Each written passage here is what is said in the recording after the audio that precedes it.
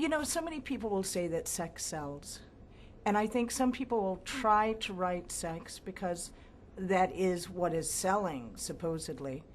But I did deliberately go into it wanting to write hot because in 1995, when my first book was published, there were not very many people who did it. But I truly don't think I cannot write any other way because sexuality is such an intrinsic part of a man-woman relationship, of a love relationship.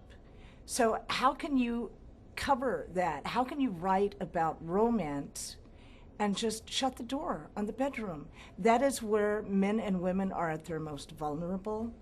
That is where they learn the most about each other. That is where they really truly commit themselves to one another. And to not include that in a romance, then you're having a cardboard relationship. You're not covering the things that matter most. Scandalous Lovers is my favorite book that I have ever written. It features a heroine who is 49 years old, 3 months shy of turning 50, that dreaded 50, and she was married at 15 and had her first child at 16. All of her life, she went from being a daughter to a wife to a mother and then a grandmother. And she loved her family. She loved her husband. She never regretted anything for one moment. She never had a chance, really, to regret it because her whole life was consumed with theirs, and she was always just kept so busy. And then when her husband dies, she realizes that, who am I? She's never been anything other than the roles that were assigned her. And so she goes to London and she accidentally stumbles upon a club called the Men and Women's Club that actually existed in London, England between 1885 and 1889. And this club actually, they met to discuss the sexual issues of the day. You know, they discussed all aspects of it, the philosophy, the sociology, the biology, everything having to do with sexuality. And she stumbles upon that, and in that group is a man, a 47-year-old barrister, who is also a widower. He's a widower.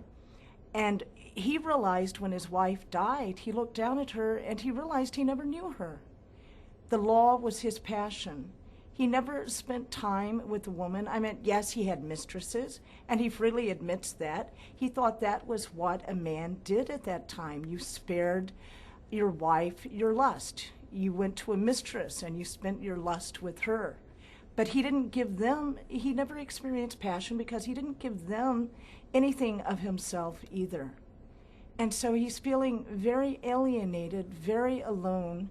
And he sees this woman, a mature woman, and she has dyed her hair red, you know, and she is dressed in green. I mean, she's vibrant. She's everything that he has never been. And he asked her a simple question: what does a woman desire? And in the 2 years that club had been in existence at that time, even though they discussed equality between the sexes, nobody had ever asked a woman, what do you desire?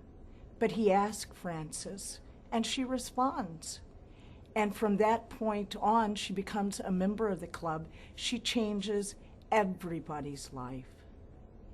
And James is going through a murder trial at that time also. And so he's defending a woman who is accused of murdering her husband.